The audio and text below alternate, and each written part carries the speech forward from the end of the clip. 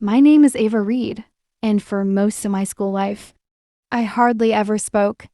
Not because I was shy, but because life taught me that staying quiet was safer than being heard. I never imagined that my silence, something I thought protected me, would one day pull me straight into a mystery that almost cost me my life. It all began the year I moved to the small American town of Willow Hill, a place so peaceful it felt like it was hiding something. On my first day at Willow Hill High School, I kept my head down, walking fast through the crowded halls. Students laughed, yelled, banged lockers. But when I passed by, the noise seemed to fade like I wasn't even real to them. And honestly, that felt easier. The only person who noticed me was a girl named Mia Carter. She sat behind me in English class. Bright eyes, messy ponytail, always tapping her pen like she was thinking about 1,000 things at once. She tried talking to me a few times, but I responded with short nods. After a week, she finally said, "Ava, are you always this quiet?" I hesitated but whispered, "I just don't talk much." She smiled. "It's okay. I like quiet people. They notice things others don't." I didn't know how important that line would become. Every day at lunch, she'd join me under a tall oak tree behind the school. She talked. I listened. She told me she loved mysteries, crime documentaries, and photography. I began feeling comfortable around her, a rare feeling for me. But then things started getting strange. One evening after school, Mia called me in a shaky whisper. "Ava, listen carefully. Don't come to school early tomorrow. Something's wrong here." Before I could ask anything, the call ended. I barely slept that night, replaying her voice in my head. Something's wrong here. Next morning, I arrived at my usual time anyway, my worry stronger than my fear. The moment I entered the hallway, everything fell off. Students stood in small groups whispering. Teachers rushed around. Police officers walked through the halls. I stopped a girl and quietly asked, "What happened?" She stared at me with wide eyes. "Mia Carter is missing." My heart dropped so fast I felt dizzy. Missing? She had just talked to me the night before. My hands shook as I remembered her warning. I wanted to tell the police about her call, but my mind froze. What if they didn't believe me? What if I sounded suspicious? My silence chained me again.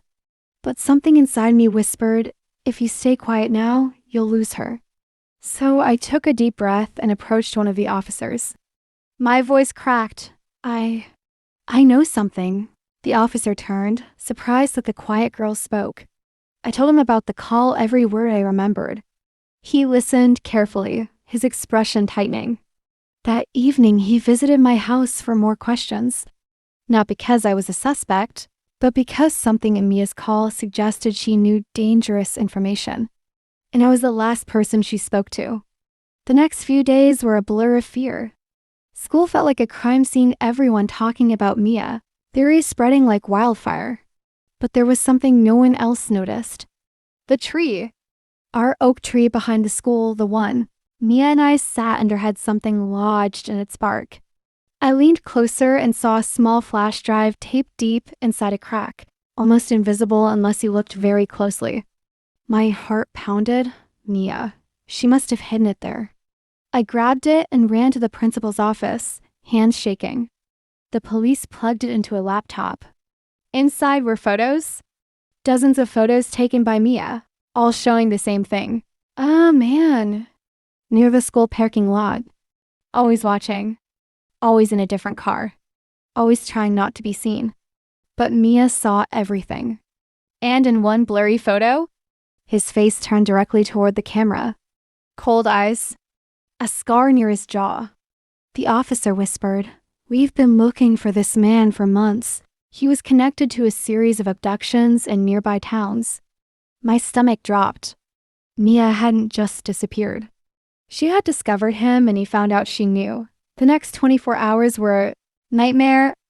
Police searched the forest, the abandoned buildings, the old mills outside town. I barely ate. I barely breathed.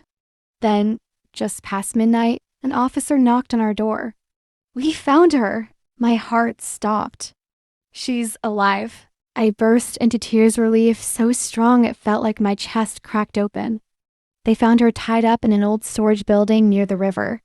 She was weak, scared, but alive. She kept telling the officers, "Ava will understand." Ava saw the photos. The next day, I visited her in the hospital. She looked pale, her hand cold but warm enough for hope. "You found the drive," she whispered. "You trusted me," I said.